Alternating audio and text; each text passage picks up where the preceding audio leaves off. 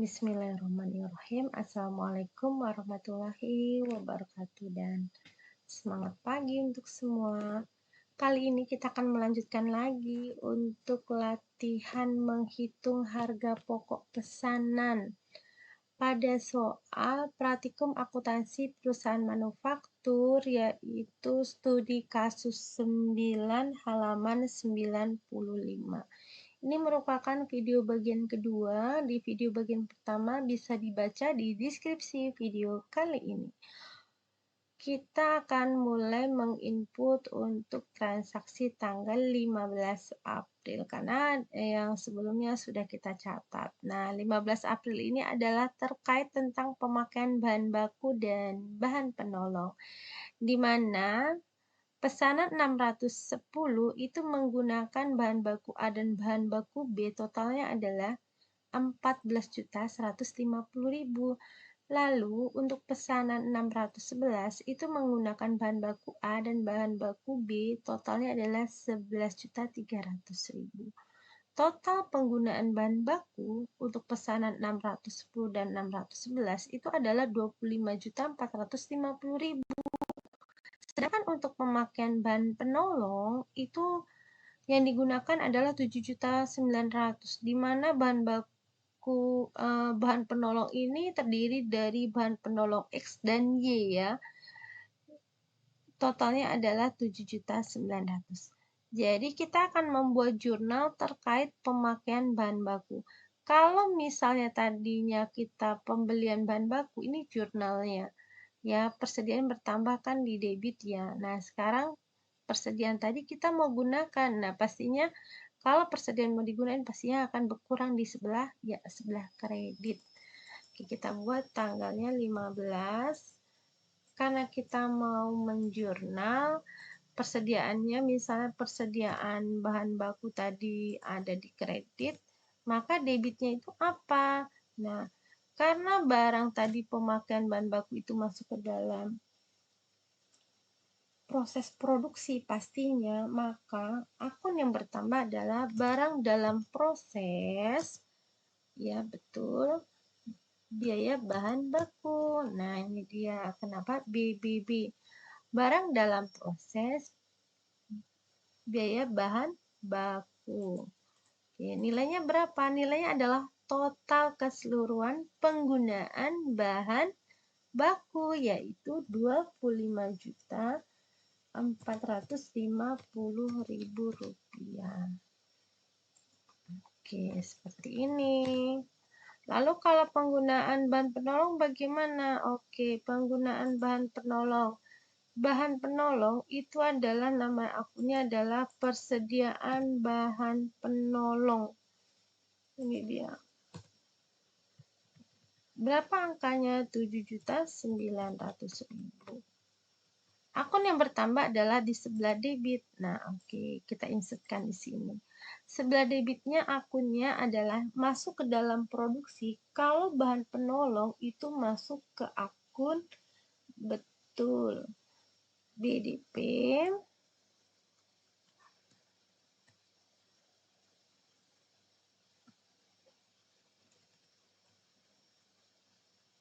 kita masukkan ke dalam ya BOP sesungguhnya. Jadi kalau pemakaian persediaan bahan penolong, debitnya adalah BOP sesungguhnya. Ini dia. Jadi, ini adalah jurnal yang digunakan untuk mencatat terkait pemakaian bahan baku dan bahan penolong pada soal PT Teratai Emas. Kita lanjut untuk tanggal 16. Berikutnya adalah tanggal 16 ini adalah biaya gaji dan upah yang dibayarkan kepada karyawan. Nah, gaji dan upah ini adalah sebagai berikut. Untuk biaya tenaga kerja langsung itu totalnya adalah untuk pesanan 610 dan 611 itu adalah 20 juta. Lalu biaya tenaga kerja tidak langsungnya itu adalah 4 juta. Kemudian ada gaji karyawan bagian pemasaran itu adalah 4.500.000. Lalu untuk gaji karyawan administrasi dan umum itu adalah 3.800.000. Total semua gaji dan upahnya adalah 32.300.000. Lalu di sini ada potongan yaitu pajak penghasilan 2 juta dan dana pensiun adalah 1.500.000. Potongannya adalah 3.500.000. Total gaji dan upah yang dibayarkan adalah 28.800.000. Nah, mungkin untuk jurnal yang tanggal 16 ini adalah mirip seperti jurnal yang pernah saya buat di video sebelumnya terkait tentang gaji dan upah. Untuk gaji dan upah biasanya di dalam perusahaan manufaktur itu ada beberapa tahap. Nah, sebelum gaji itu dibayarkan biasanya diperhitungkan terlebih dahulu, maka kita catat. Lalu misalnya dibayarkan, terus dialokasikan. Nah, nanti akan coba saya tulis di deskripsi video ini, video yang terkait gaji dan upah seperti yang pernah saya buat di video sebelumnya. Oke, kita akan buat terkait gaji dan upah. Kita buat dulu tanggalnya.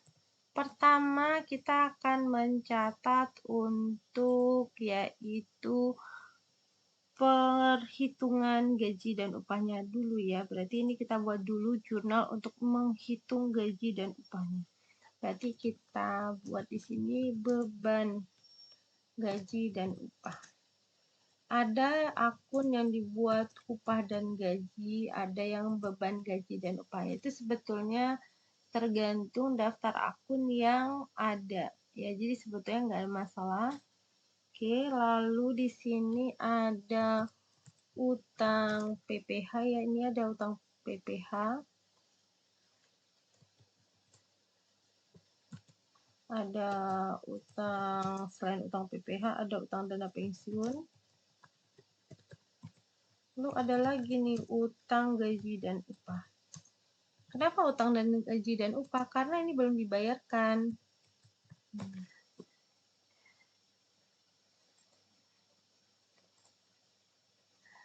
Ini saya buat keterangannya, ini mencatat perhitungan gaji dan upah. Ini mencatat ya. Beban gaji dan upah ini adalah total dari keseluruhannya yang ada di sini nih. Ini dia. Oke, ini total keseluruhannya ini. Oke, kita tulis. Utang PPh-nya adalah yang ini 2 juta. Oke, 2 juta. Lalu utang dana pensiunnya yang ini 1.500.000.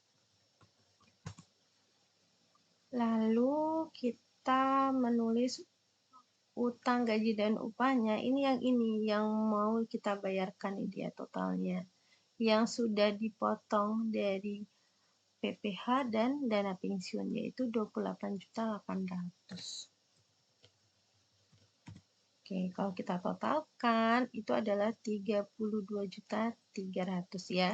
Pertama kita mencatat dulu perhitungan gaji dan upahnya. Nah, ini dia, kita hitung dulu. Nah, setelah itu masih di tanggal yang sama karena di sini tidak disebutkan kapan dibayarnya ya. Nah, jadi yang jelas ini perhitungannya. Habis itu kita buat pengalokasiannya. Nah, pengalokasian dari gaji dan upah tadi. Nah, yang pengalokasian beban gaji ini ya. Oke, kita buat. Berarti pengalokasian yang pertama adalah tentang biaya tenaga kerja langsung atau namanya BTKL ya, tenaga kerja langsung. Nah, untuk tenaga kerja langsung kita masukin ke akun BDP.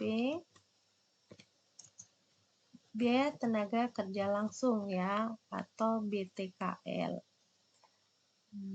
Oke, angkanya berapa ini dia? 20 juta. Jadi kalau gaji dan upah yang totalnya 32.300.000 ini harus kita jabarkan dulu ya.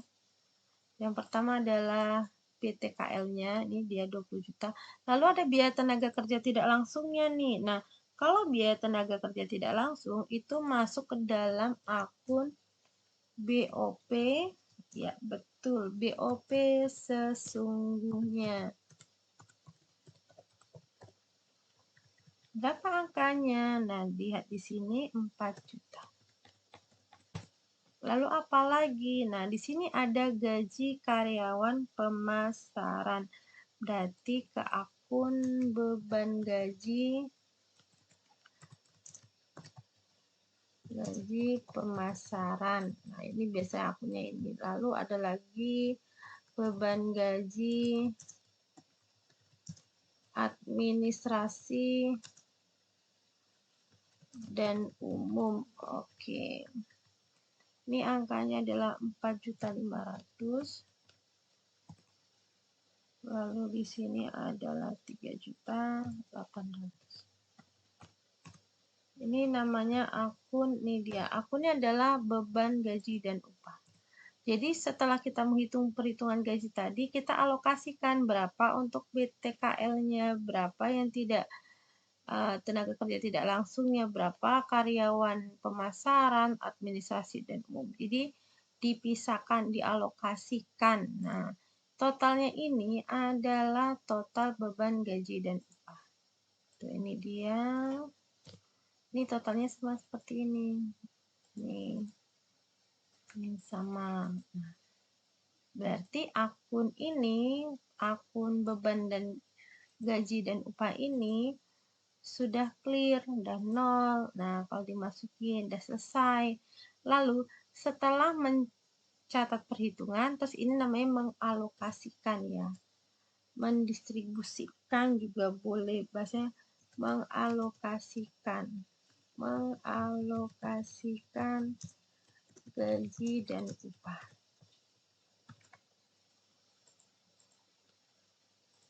Oke, setelah kita alokasikan, kan tadi udah dicatat, lalu dialokasikan. Sekarang kita bayar. Nah, ini adalah pembayaran. Nah, pembayarannya menggunakan akun yang ini. Berarti akunnya adalah hutang, gaji, dan upah. Pakai apa? Pakai kas. Nah, angkanya yang mana? Angkanya adalah yang ini. Ini yang harus kita bayar. Utang, gaji, dan upahnya. Lalu mana lagi yang perlu kita bayar? Nah, ini untuk pembayaran gaji ya.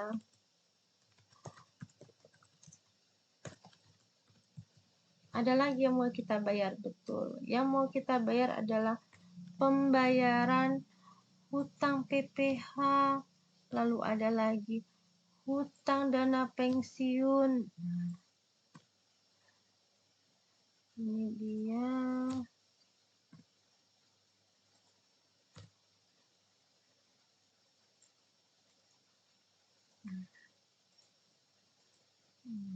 Kalau mau digabung boleh. Boleh. Jadi kalau mau digabung juga boleh ya. Kalau mau digabung. Kalau mau dipisah juga boleh.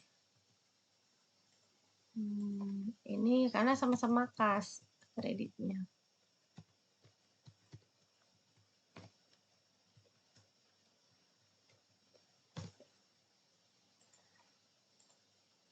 Ini dia. Jadi terkait pencatatan gaji dan upah ini, prosesnya pertama harus mencatat perhitungan gaji dan upahnya dulu, sesuai yang ada di sini. Ini dia, lalu mengalokasikan atau mendistribusikan berapa ke BTKL, berapa BOP sesungguhnya, berapa gaji pemasaran, administrasi, dan umum, disesuaikan dengan ini, lalu baru kita bayar. Jadi kalau ditanya berapa pelunasannya, ini di jurnalnya. Demikian video kita kali ini mencatat terkait pemakaian bahan baku dan bahan penolong serta terkait biaya gaji dan upah pada perusahaan manufaktur menggunakan metode harga pokok pesanan. Terima kasih atas perhatiannya. Sampai ketemu di video berikutnya. Wassalamualaikum warahmatullahi wabarakatuh dan semangat pagi.